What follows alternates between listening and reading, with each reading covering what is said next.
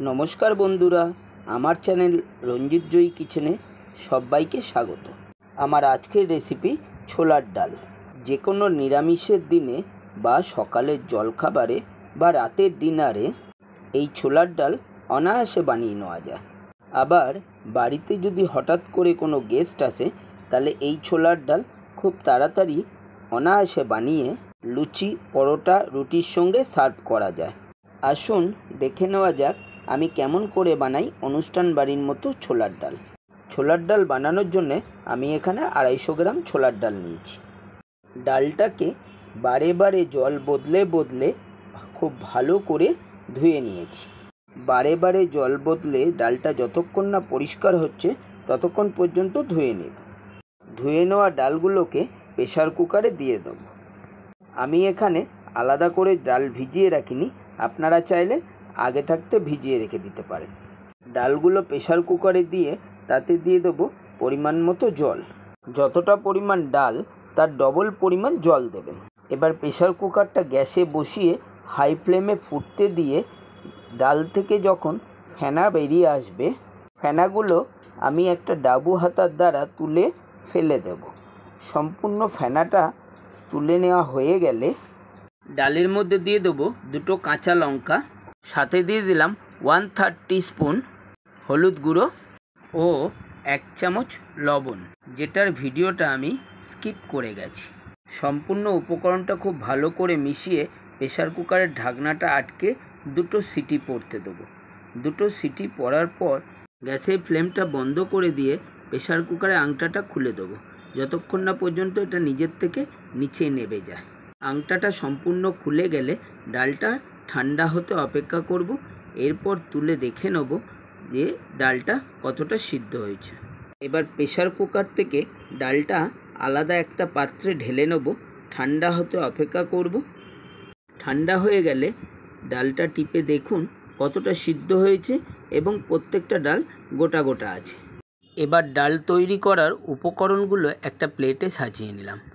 আমি এখানে নিয়েছি কয়েকটা কাঁচা লঙ্কা, 2 শুকনো লঙ্কা, তেজপাতা, জিরে, কাজু বাদাম, কিশমিশ, গ্রেট করা আদা, লবঙ্গ, এলাচ, দারচিনি ও ছোট ছোট করে কেটে নেওয়া নারকেল।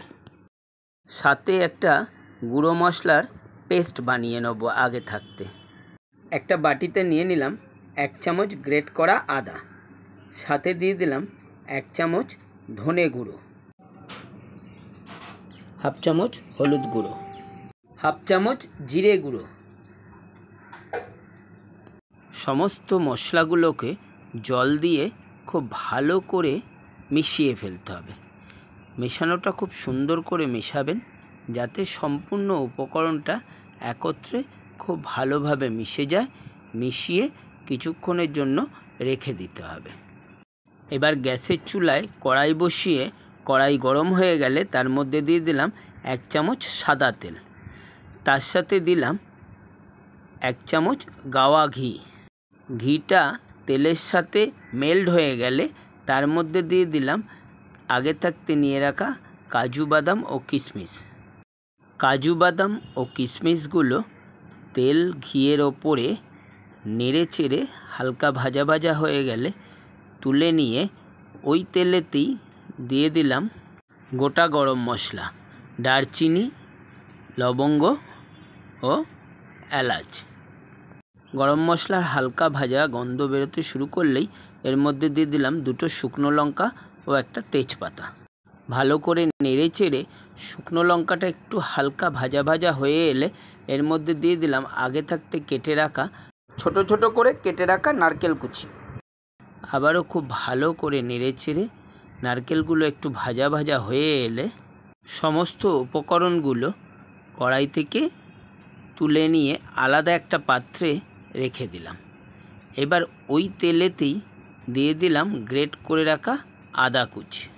আদাটা একটু ভাজা ভাজা হয়ে এলে তার মধ্যে দিয়ে দিলাম 2 কাঁচা লঙ্কা। এর সাথে দিয়ে দিলাম আগে থাকতে মিশিয়ে রাখা গুঁড়ো মশলার পেস্টটা। সমস্ত উপকরণটা খুব ভালো করে নেড়েচেড়ে মিশিয়ে দিয়ে এর মধ্যে দিয়ে দিলাম স্বাদ মতো লবণ।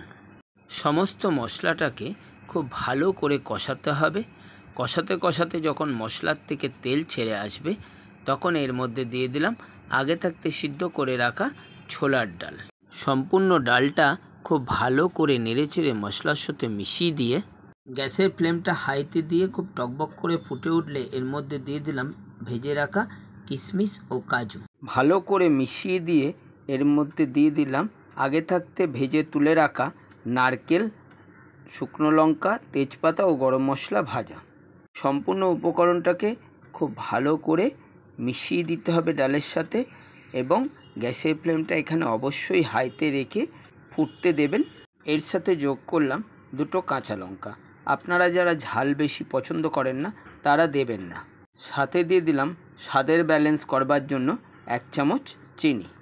যেহেতু নিরামিষ ছোলার ডাল তাই অবশ্যই চিনিটা দিতে হবে।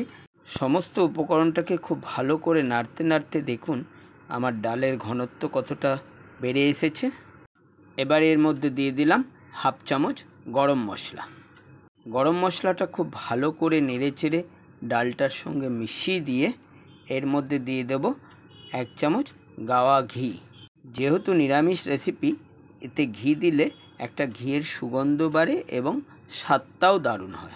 বন্ধুরা, সম্পূর্ণ রেসিপিটা দেখে যদি ভালো লাগে তাহলে অবশ্যই একবার ট্রাই করবেন। ট্রাই করে কমেন্ট করে জানাতে ভুলবেন না। যে সকল বন্ধুরা আমার চ্যানেলে নতুন তাদেরকে বলবো অবশ্যই চ্যানেলটা সাবস্ক্রাইব করে রাখবেন, যাতে নিত্য নতুন ভিডিও আপলোড করলে সবার প্রথম নোটিফিকেশানটা তোমার কাছেই গিয়ে পৌঁছয়। হয়ে গেল আমাদের অনুষ্ঠান বাড়ির মতো ছোলার ডালের রেসিপি। নমস্কার।